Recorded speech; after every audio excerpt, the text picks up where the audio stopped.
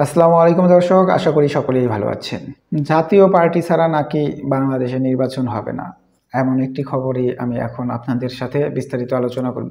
জাতীয় পার্টির একাংশের মহাসচিব ব্যারিস্টার শামীম হায়দার পাটোয়ারি বলেছেন, জাতীয় পার্টিকে ছাড়া বাংলাদেশে কোনো নির্বাচন হবে না, জাতীয় পার্টি ছাড়া কোনো রাজনৈতিক সংস্কার হবে না। শামীম হায়দার পাটোয়ারি কিন্তু অনেক সুন্দর সুন্দর কথা বলেন। তার কিছু টক শোতে আমি কথা শুনেছি, খুব ভালো কথা বলেন। উনি বলেছে যে জাতীয় পার্টি ছাড়া বাংলাদেশে কোনো নির্বাচন হবে না, আর জাতীয় পার্টিকে বাদ দিয়ে কোনো রাজনৈতিক সংস্কারও হবে না। এটা কোনোভাবেই সম্ভব না। এটা হচ্ছে ওনাদের ব্যক্তিগত দাবি। গতকাল শনিবার 23 আগস্ট রাজধানীর সেগুনবাগিচায় ঢাকা রিপোর্টস ইউনিটির সাগররুনি মিলনায়তনে জাতীয় শ্রমিক পার্টি আয়োজিত প্রতিনিধি সভায় শামীম হায়দার এইসব কথা বলেন। শামীম হায়দার পাটোয়ারি বলেন, জাতীয় পার্টি ছাড়া যে রাজনৈতিক সংলাপ হচ্ছে আমরা সেটাকে বিভ্রান্ত সংলাপ মনে করছি। সেই সংলাপ টেকসই হবে না। অর্থাৎ জাতীয় পার্টি ছাড়াই তো এখন সকল ধরনের কার্যক্রম চলছে, এটাকে তারা কোনো সংলাপই মনে করছেন না, আর এটা কোনো টেকসই হবে না বলে উনি দাবি করেছেন। তিনি আরো বলেন, জাতীয় পার্টি দীর্ঘদিন ক্ষমতার বাহিরে, আজকে প্রায় 35 বছর জাতীয় পার্টি ক্ষমতার বাহিরে। বাংলাদেশের যে বড় দলগুলি আছে তারা কেউ 35 বছর ক্ষমতার বাহিরে ছিল না। আমরা 35 বছর ক্ষমতার বাহিরে থাকা সত্ত্বেও আজকে শক্তিশালী রাজনৈতিক দল হিসাবে আবির্ভূত হচ্ছি। অর্থাৎ উনি দাবি করছেন যে আমরা 35 বছর ধরে ক্ষমতার বাহিরে আছি, কোনো দলই 35 বছর মানে এত দীর্ঘ সময় ক্ষমতার বাহিরে নেই। সেটা বিএনপি এবং বিএনপি এবং আপনার হচ্ছে গিয়ে আওয়ামী লীগকে উল্লেখ করে বলেছেন।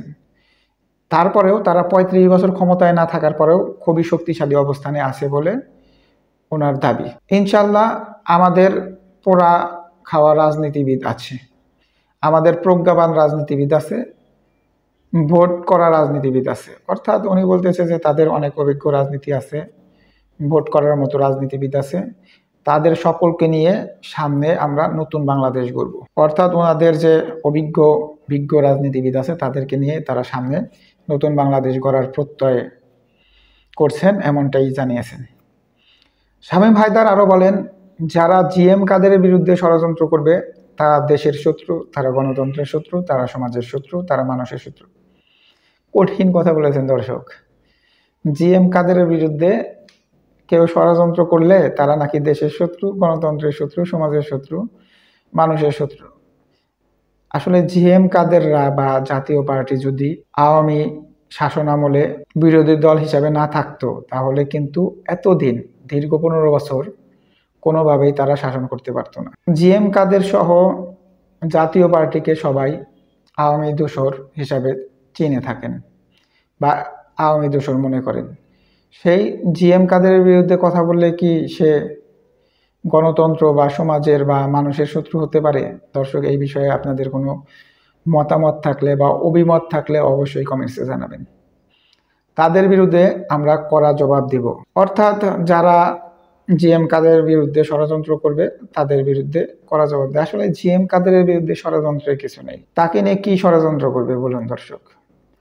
তারা হচ্ছে, তাদেরকে এখন দল হিসাবে কেউ করে না, এটাই হচ্ছে মূল কথা। এটাই তাদের কষ্ট, যে আমাদেরকে কোথাও কোনো অনুষ্ঠানে, কোনো সরকারি বা বেসরকারি অনুষ্ঠানে কেউ ডাকে না, কেউ কোনো মূল্যায়ন করে না।